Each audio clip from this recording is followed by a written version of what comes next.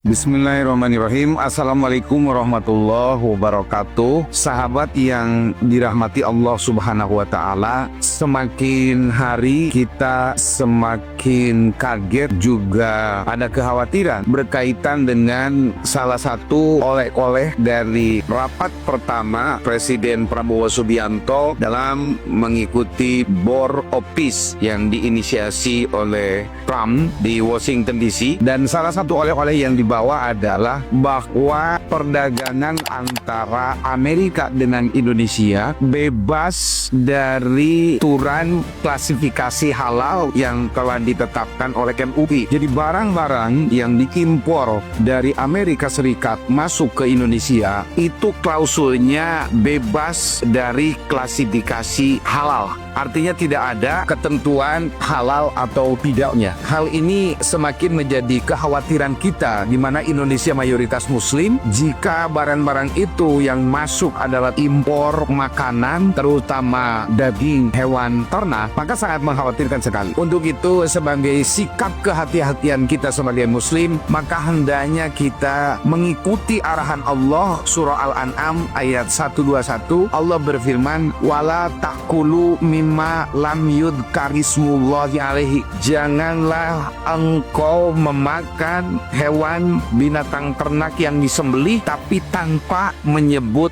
nama Allah. Kita dapat membayangkan bagaimana binatang ternak hasil sembelihan yang didatangkan dari Amerika. Kita tidak tahu apakah ketika mereka menyembelih binatang ternak itu melafalkan nama Allah atau tidak. Yang jelas kehalalannya tidak ada jaminan. Untuk itu saatnya kita kembali kepada makanan-makanan hasil karya bangsa sendiri, makanan hasil produk kita sendiri. Kenapa? Dalam satu hadisnya Rasulullah SAW, beliau bersabda, "Ma'akala ahadun to'aman qattu khairun min ayyakula min amaliyadihi fa inna nabiyya Dawud kana yakul min amaliyadihi." Begitulah hadis Rasulullah SAW mengatakan bahwa tidaklah seseorang memakan makanan yang lebih bagus ketimbang memakan sesuatu dari hasil produk sendiri. Dan karenanya Nabi Daud alaihissalam, kata Rasulullah, itu memakan makanan dari hasil produk sendiri, kaya sendiri. Untuk itu hari ini sudah begitu nyata tanda-tanda Dajjal akhir zaman, di mana barang-barang yang masuk